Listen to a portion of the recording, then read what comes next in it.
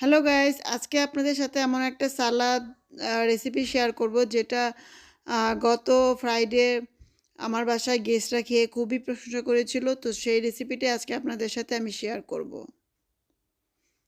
প্রথমে আমি নিয়ে নিয়েছি 2 রকমের বাঁধাকপি, গ্রিন এবং পার্পল 2 রকমের বাঁধাকপি নিয়েছি। গ্রিনটা একটু বেশি নিয়েছি আর পার্পলটা একটু পরিমাণে কম নিয়েছি। তারপরে গাজর কুচি দিয়ে দিয়েছি, এরপরে পেঁয়াজ কুচি দিয়েছি, আর এটা সালাদের পেঁয়াজ।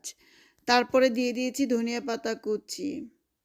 এরপরে আমি দিয়ে দিচ্ছি মেয়োনিজ, আর মেয়োনিজটা আমি একটু বেশি পরিমাণে দিব, কারণ এই সালাদে মেয়োনিজটা খুবই ভালো লাগে। তারপরে আমি দিয়ে দিয়েছি চিপোটল মায়োনো, এটা কিন্তু একটু ঝাল হয়, তো আপনারা যতটুকু ঝাল খেতে চান সে পরিমাণে দিয়ে নেবেন। তো আমি আমার টেস্ট মতো দিয়ে দিচ্ছি। তারপরে দিয়ে দিচ্ছি স্বাদ মতো পিঙ্ক সল্ট। এখন এই সবগুলো আমি ভালো করে মিশিয়ে নেব।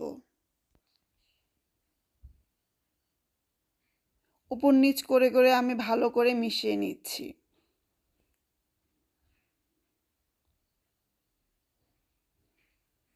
ভালোভাবে মিশানো হয়ে গিয়েছে। এখন এটার সাথে আমি দিব চিকেন, আর আমি নিয়েছিলাম বোনলেস চিকেন, সেটাকে ছোট ছোট টুকরা করে পাপরিকা পাউডার, তারপরে হচ্ছে বেল পেপার, এরপরে হচ্ছে লবণ আর একটু আদা পেস্ট, একটু রসুন পেস্ট দিয়ে এটাকে আমি ফ্রাই করে নিয়েছিলাম।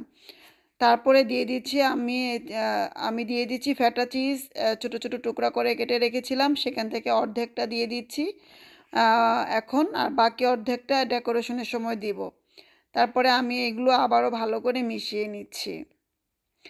এই সালাডটা আপনারা চাইলে কিন্তু যারা রাতে অনেক হেভি খাবার খেতে চান না, এটা খেতে পারেন, অথবা যারা লেট নাইটে ঘুমান তারা চাইলে লেট নাইটে এই ধরনের সালাদ করে খেতে পারেন। এই সালাদটা কিন্তু অনেক হেলদি এবং খুবই মুখরোচক একটা সালাদ। আমার বাসায় গেস্টের জন্য আমি এটা করেছিলাম, তারা খেয়ে সবাই খুবই প্রশংসা করেছিল। এবং রিয়েলি বলছি, আপনারা আমি যেভাবে বানিয়েছি এভাবে বানিয়ে এরকম উপকরণ দিয়ে বানিয়ে খেয়ে দেখবেন, অবশ্যই আপনাদের কাছেও ভালো লাগবে। আর এটা কিন্তু সহজে নষ্ট হয় না, আপনারা বানিয়ে চাইলে 2 থেকে 3 দিন এয়ারটাইট বক্সে রেখেও খেতে পারেন। তো হয়ে গেল আমার সালাদ, খুবই লোভনীয় একটা সালাদ। তো এই হচ্ছে আমার আজকের মজাদার সালাদের রেসিপি। কেমন লাগলো আমাকে কমেন্টস করে জানাবেন। সবাই ভালো থাকবেন, সবার জন্য অনেক অনেক শুভকামনা। আসসালামু আলাইকুম।